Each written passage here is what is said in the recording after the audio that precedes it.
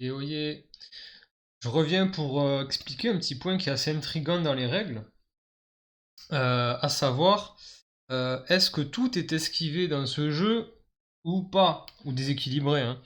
Donc, comme d'habitude, augmentez la vitesse de lecture si c'est un petit peu trop long pour vous.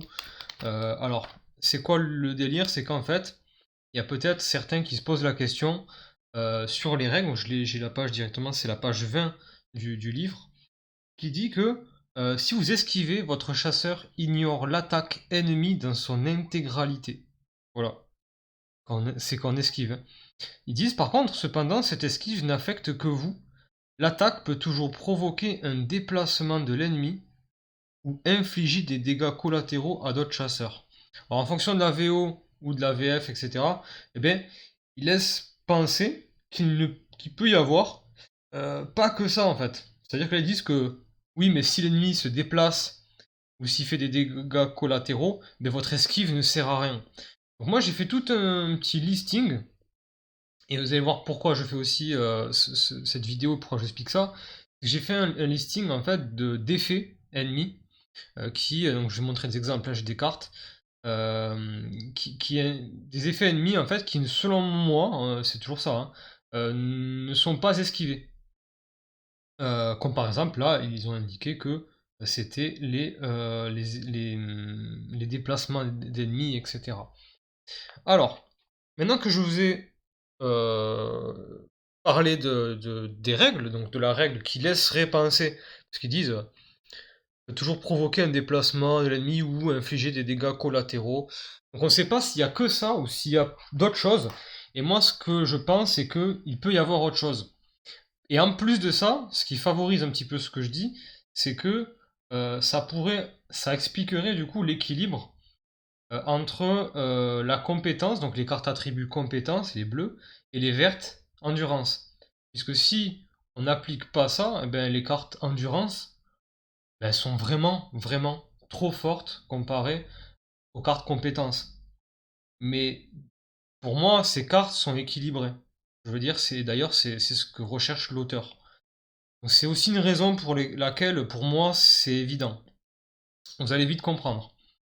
Donc du coup, tous ces effets que je vais vous expliquer ne sont pas annulés si vous esquivez. Donc là, on va parler d'effets ennemis, d'accord, de leur comportement. Donc ça, ce sont des attaques, vous le savez, je pense. Et ça, ce sont des comportements, voilà. Le premier, ben, en fait, ce sont les activations. Donc ça veut dire que, admettons que cet ennemi fasse corruption. Admettons que vous esquivez l'attaque, ben oui, vous allez esquiver dégâts, folie, etc. Sauf, bon, admettons voilà. Mais ce qui est intéressant là, ce qui m'intéresse, c'est la partie où ils disent activer tous les esprits du château abandonné là. Within one tile, en gros, c'est à un lieu de vous. Donc pour moi, même si vous esquivez corruption, cet ennemi va quand même activer en fait tous ces ennemis-là. C'est ça, Forsaken Castle Spirit, c'est des ennemis. Pour moi, il va quand même esquiver. Donc les activations d'ennemis ne sont pas annulées si vous esquivez. Voilà. Un autre point, ce sont les combos. Là, j'ai pris toute une myriade d'ennemis, une petite... voilà. Il n'y en a pas en français, si. Là. Le corbeau sanglant de Kenhurst. Donc vous voyez, ils indiquent. Oula. Après résolution de toutes les attaques, le corbeau sanglant lance une attaque Chikage. Donc ça, c'est le pistolet à répétition. Euh, donc, pour moi, même si vous esquivez le pistolet à répétition, vous esquivez les dégâts, le déséquilibrement. Mais par contre, après résolution de toutes les attaques, bon, c'est surtout ce qui m'intéresse, c'est surtout euh, voilà, là c'est en anglais. After resolving, donc après avoir résolu toutes les attaques, cet ennemi s'active à nouveau.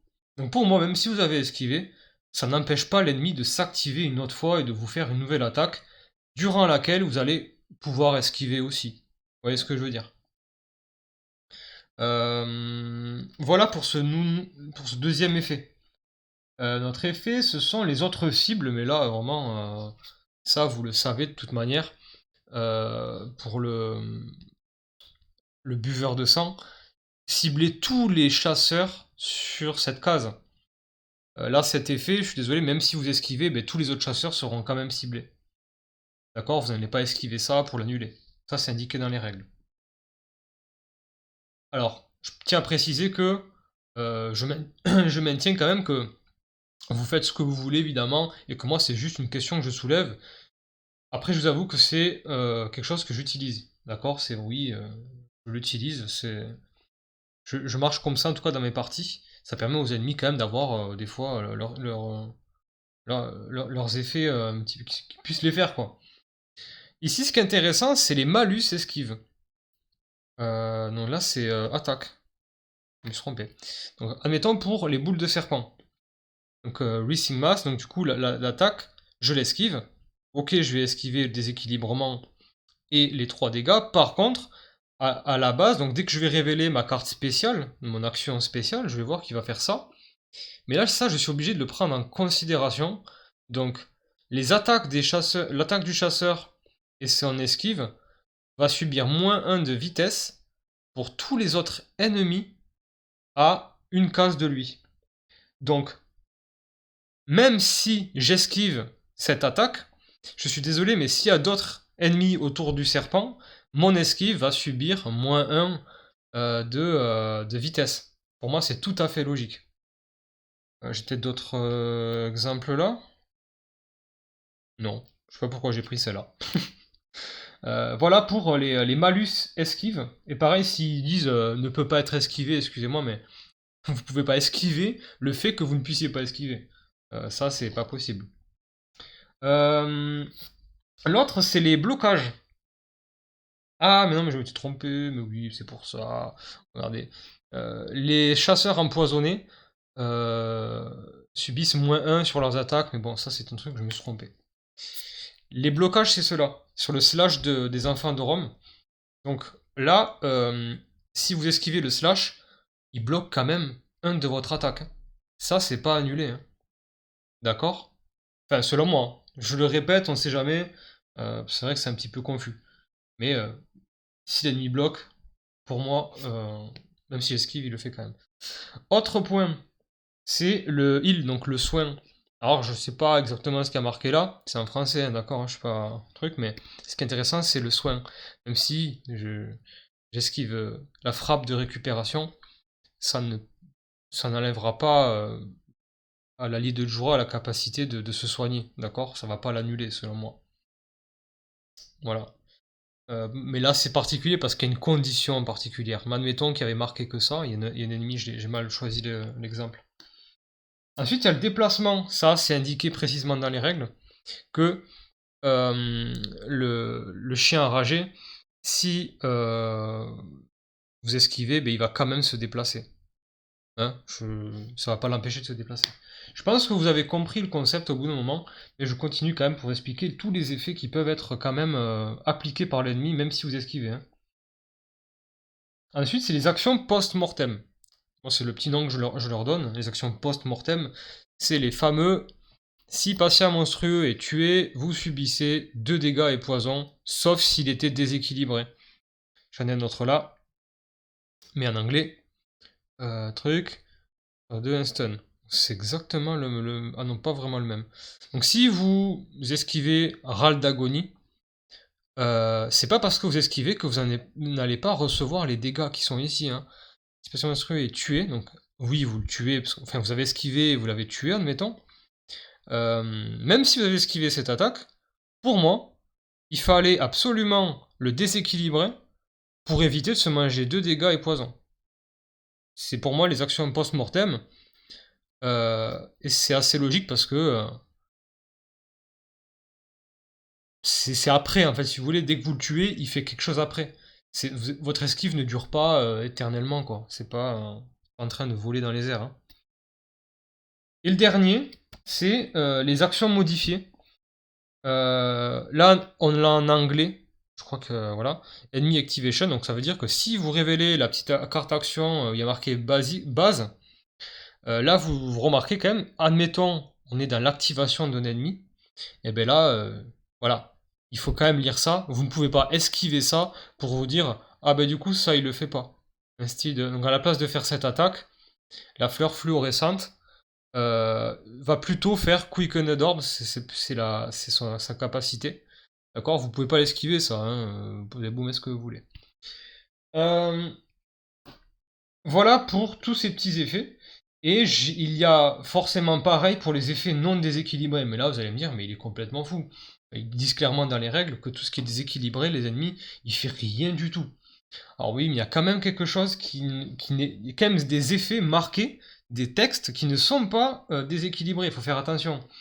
Déjà, ne peut pas être déséquilibré. Là, j'ai pas forcément d'exemple, mais ne peut pas être déséquilibré. Forcément, vous pouvez pas annuler le fait que vous ne puissiez pas déséquilibrer. Voilà, genre cet effet-là.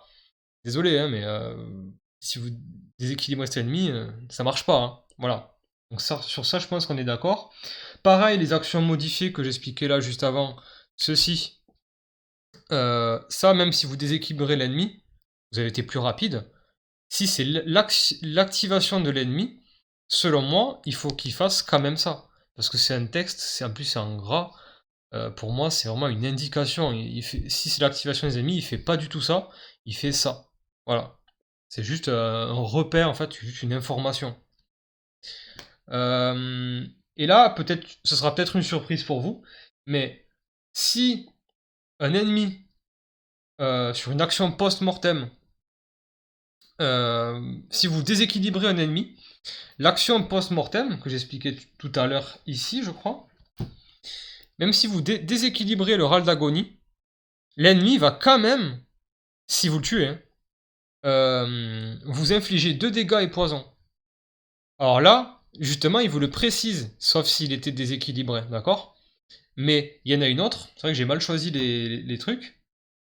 Il y en a une autre où ce n'est pas indiqué, le sauf s'il était déséquilibré. Et à ce moment-là, par contre, il vous le fait quand même, en fait, le truc. Hein.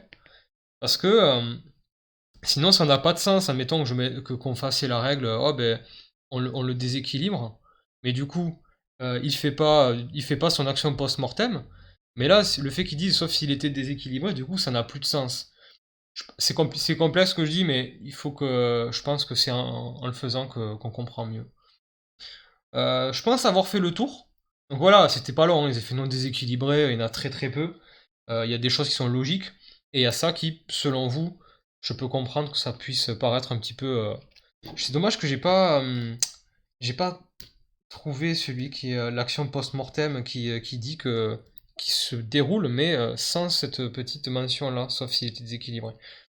Mais bref, je pense que vous avez compris le concept, et voilà. Donc encore une fois, vous faites ce que vous voulez euh, par rapport aux règles qui sont marquées, mais en tout cas, il laisse entendre qu'il y a certains effets dans le jeu qui ne peuvent pas être annulés par ces effets. Et je le répète encore une fois,